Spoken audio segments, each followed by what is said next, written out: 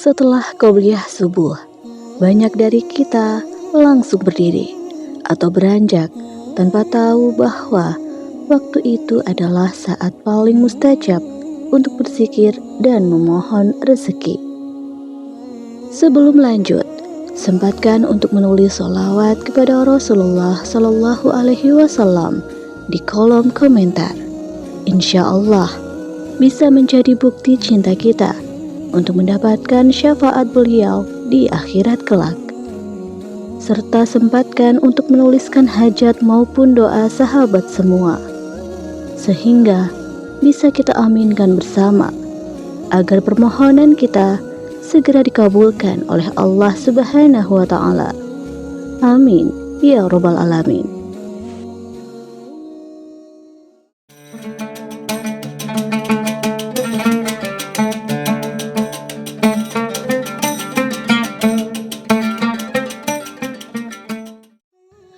Assalamualaikum warahmatullahi wabarakatuh. Sahabat beriman yang dirahmati Allah, waktu subuh adalah saat di mana langit masih tenang, udara masih bersih, dan dunia belum ramai.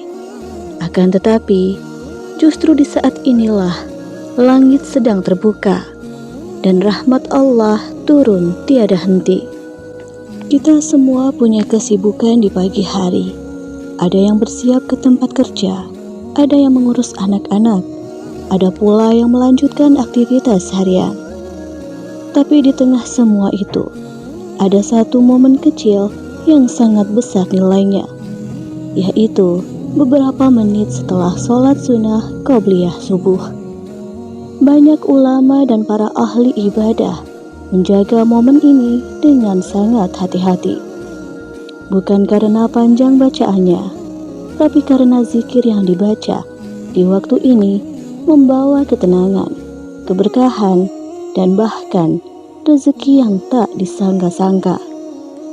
Di video kali ini, Cahaya Amalan akan mengajak sahabat semua untuk belajar dan mendalami dua zikir pendek yang meski ringan di lisan, tapi sangat besar pengaruhnya dalam hidup kita, termasuk dalam hal kelapangan rezeki, ketenangan hati, dan perlindungan dari Allah sepanjang hari. Sahabat beriman, berikut adalah dua zikir pendek yang bisa kita amalkan setelah sholat qobliyah subuh. Zikir pertama, Hasbunallah wa ni'mal wakil.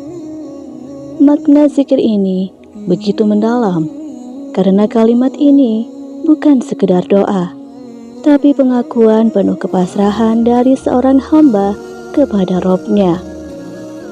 Ketika kita membaca zikir ini, artinya kita sedang mengatakan kepada Allah, "Ya Allah, aku tidak lagi bergantung pada siapapun, hanya padamu aku berserah diri."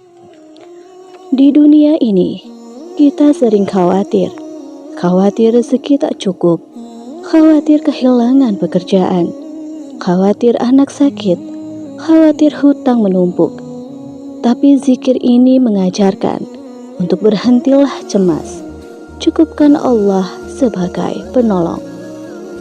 Keutamaan zikir ini dalam kehidupan, di antaranya menenangkan hati yang gundah, memberikan perlindungan dari musuh yang tak terlihat, menjadikan Allah sebagai wakil atas rezeki kita, serta memutuskan ketergantungan kepada makhluk. Hasbunallah wa ni'mal wakil, yang artinya cukuplah Allah bagi kami, dan Dia sebaik-baik pelindung. Bacalah zikir ini sebanyak 7 atau 10 kali setiap selesai qobliyah subuh. Secara istiqomah, tanamkan dalam hati kita penuh keyakinan bahwa Allah cukup untuk semua urusan kita. Pastilah hidup akan terasa ringan dengan izin darinya. Dan zikir kedua, Subhanallah wa bihamdih, Subhanallahil azim. Zikir ini adalah bentuk pujian dan penyucian kepada Allah Ketika kita mengucapkannya, maka kita sedang mengakui bahwa Allah Maha Sempurna, tidak ada cacat dalam takdirnya. Dan semua yang terjadi dalam hidup kita, baik rezeki yang banyak atau sedikit, semua berasal dari kehendaknya. Dengan membaca zikir ini di waktu subuh, kita sedang menyambut pagi dengan pujian kepada pencipta rezeki. Dan Allah cinta pada hamba yang memujinya. Dari Abu Hurairah radhiyallahu anhu, Rasulullah Shallallahu alaihi wasallam bersabda, "Dua kalimat yang ringan di lisan, berat di timbangan, dan dicintai oleh Allah adalah Subhanallah wa bihamdi, Subhanallahil azim." Hadis riwayat Bukhari dan Muslim. Kalimat ini mungkin hanya 3 detik diucapkan, tapi berat di akhirat karena pahalanya luar biasa.